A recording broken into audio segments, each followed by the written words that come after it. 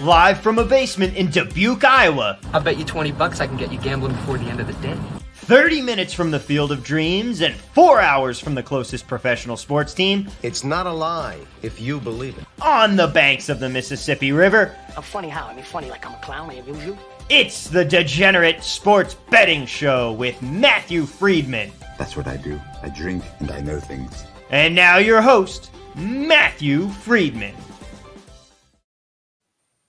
Hello, everyone. I'm Matt Freedman, Matt F. the Oracle. Welcome to the Degenerate Sports Betting Show, brought to you by Bets TV and sponsored by the FTN Network, where you can get all the season-long and daily fantasy and sports betting content your degenerate heart desires, including my NFL sides, totals, and player props. Use the highly original promo code Freedman for 20% off your FTN subscription. That is Freedman for 20% off at FTN. Thanks for checking out the show. Subscribe to the Bets TV channel on YouTube and rate, review, and subscribe to the show on your favorite podcast app. All right, it is Monday afternoon. We have one more game of Monday Night Football left for the 2021 NFL season. Tom, let's get into it. Producer Tom, of course, Thomas Viola, sidekick on the controls, connoisseur, pasta, titan of tomato sauce, Billy Joel Junkie, and long-suffering Jets fan. Although, Tom, your Jets did almost pull off the upset of the Tampa Bay Tom Brady-led Buccaneers.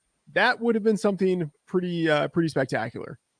I got a hot take for you here. Everything went perfectly for the Jets. Zach Wilson played a great game. Braxton Berrios has really been emerging as a real wide receiver, as a guy who can be a real Hunter Renfrow-like weapon.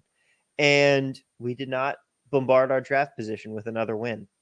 Mm-hmm. So everything went perfectly for us. Yeah, you guys are still in the running for the number one overall pick if the Jags are able to somehow win, which doesn't feel like it's going to happen, but you guys are definitely right there for the number two pick, assuming you don't win. In fact, I think even if you guys win, maybe you still have the number two pick.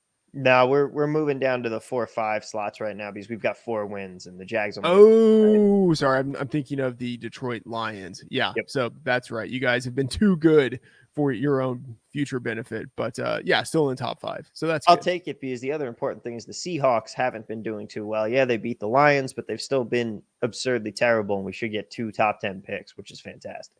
Yeah, that is fantastic. What's not fantastic is the game of football that we have for tonight. Tom, did you like that professional segue? I did. I loved that professional segue, Matt. Let's get into it. I highly disagree with you. This is going to be a fun night of football. I am genuinely excited for this game because the Cleveland Browns have been talking shit all week, and we just know what happens when the Browns do that.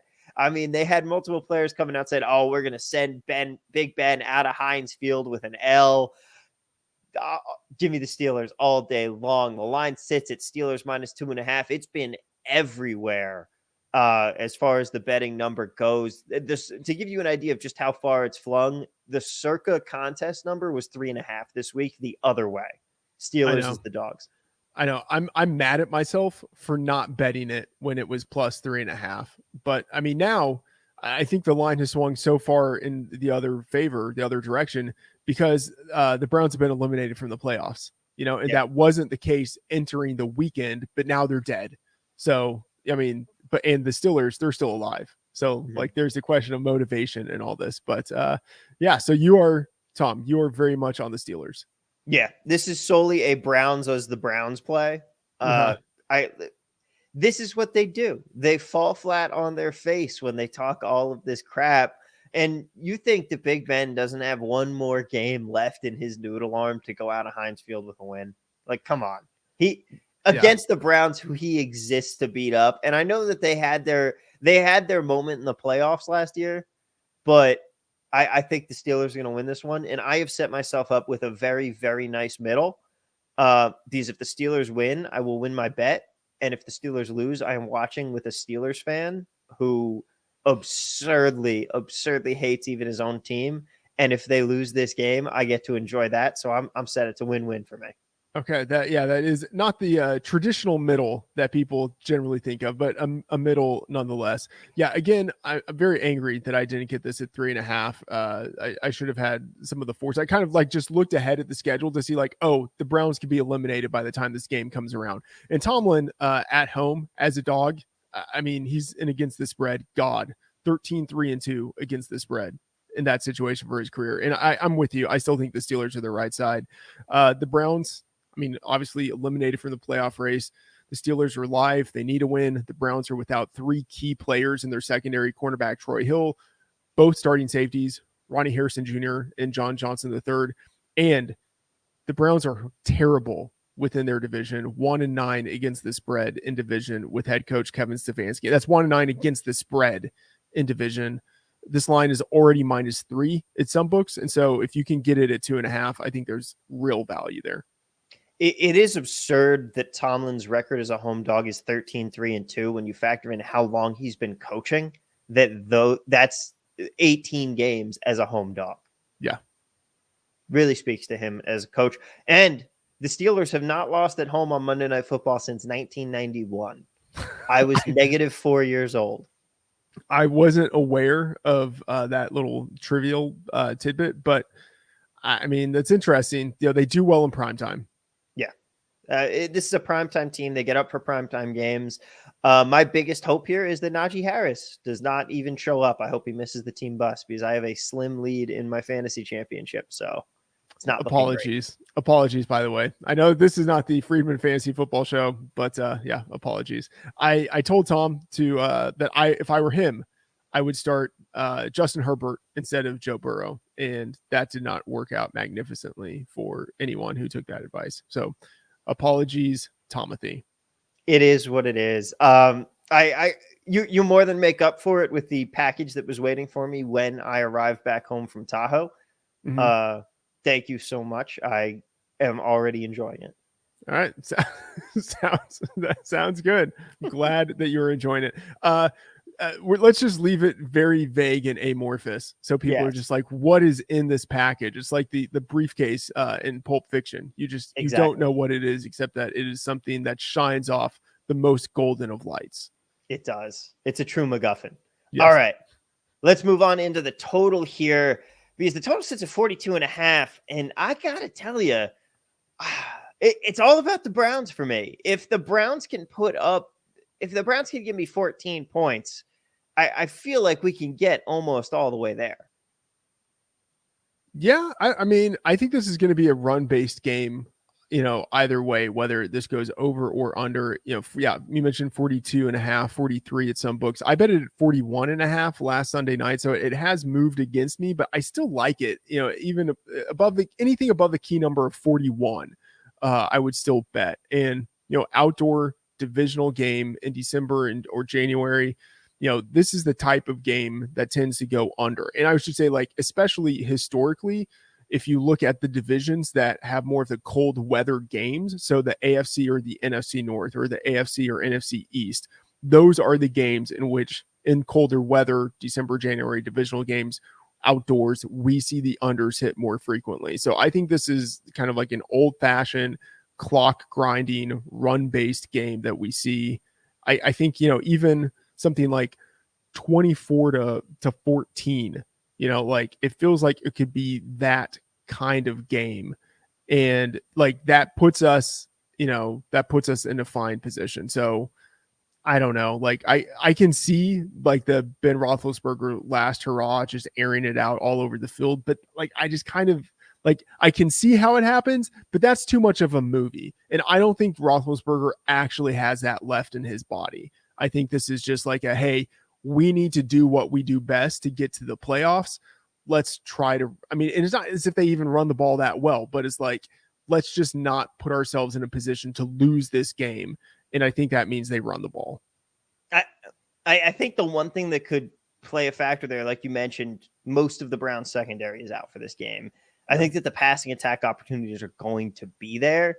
It's just a matter of can the Steelers take advantage of them. Yeah, you're going to have Denzel Ward for most of this game on Deontay Johnson. And Johnson has never had a really good game against the Steelers. So, against the Browns. And so, if Ward is able to slow down Deontay Johnson, the connection that Roethlisberger has had with Claypool is very hit or miss. And then after Claypool, it's what do they have in the passing game? Like Freiermuth is fine, but he's more of a end zone, red zone type of option instead of like a true field stretching tight end. So I don't know. I think it's still going to be Najee.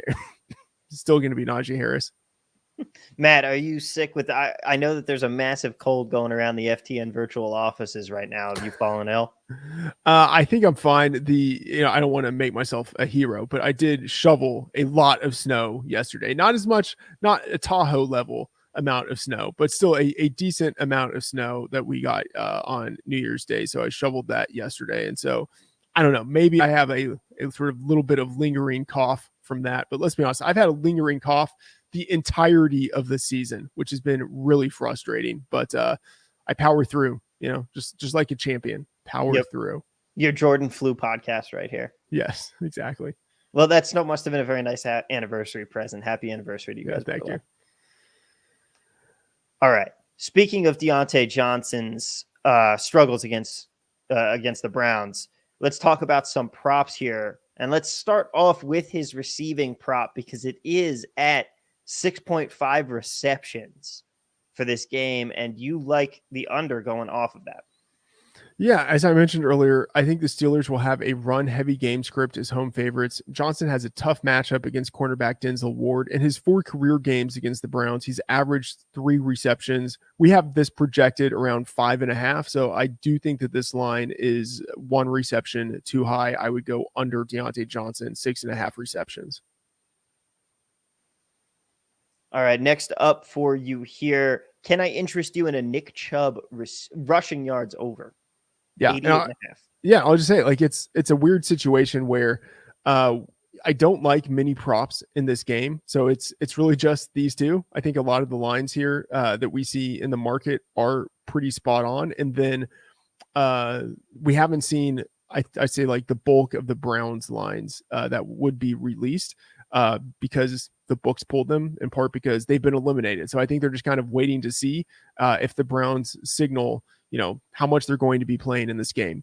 But the Nick Chubb line has been re-released. It is 88.5 yards rushing, and I do like the over. Again, I expect the Browns to lean on the running game against a poor Steelers rush defense. And number 2 back, Kareem Hunt, he's got that ankle injury in a game now that means basically nothing. We could see him limited in his action just because there's really no point to run a guy who is injured into the ground. So I think that means even more usage for Nick Chubb. We have him projected right now for 96 yards rushing. So I tend not to like overs for rushing yardage props, but in a situation like this, how good Nick Chubb is, how bad the Steelers are, the way that the Browns tend to run their offense, I think there's value here in Nick Chubb over 88.5 yards rushing. Matt, anything else that I can interest you in here? The passing yard props are Baker at 220 feels right about right. Shout out last night, Sean Mannion 195. He ended up with 194. So that was pretty clutch, but we're not going to see a game like that. Even a game like that, we're not going to see out of Baker here. I mean, I was honestly thinking about taking the under on the Baker yardage prop, but I think even if you think the under is the right side, it's within, like 5 to 10 yards or so, which isn't like a magnificent edge that I think is really worth betting. So honestly, for the rest of these props, I'm going to stay away until maybe we see more released as the kickoff time gets closer. But I mean, if we're already on the side and I'm already on the total, I'm already on 2 props, I feel like that's enough for a Monday Night Football game I don't really want to watch. Yeah, I think that is very fair. That's enough action to have on this one. But if you do end up posting any more bets, where can people find those? Oh, Tom, very professional segue right there. You can find all of the work at FTN on Friday. I published the fantasy football breakdown. Oh, wait. Fantasy season is done. No fantasy breakdown this week. I am free. This is wonderful. On Thursday, the best bets article. On Tuesday, the fantasy rankings. We will still have fantasy rankings for people who are just, unwilling to change with the times and who for some reason want to have a championship game in week 18. We will have fantasy rankings, which I will update on Saturday and Sunday. And then all throughout the week in the FTN Bet Tracker, I'm putting in my NFL sides, totals, and player props. If I add any player props for Monday Night Football, it will be in the Bet Tracker. So be sure to check that out. And then on Twitter, on YouTube, on your favorite podcast app, and on FTN, you can get daily episodes. Actually, not daily episodes because the season's winding down. It's not daily anymore. But you can get all of the episodes of the Freedman Fantasy Football Show and the Degenerate Sports Betting Show. And always use the highly original promo code Freedman for 20% off at FTN. Right, that is the show. You can find me and Tommy V on Twitter at Matt F. The Oracle and TV at Work. Thanks for joining us, and see you next episode.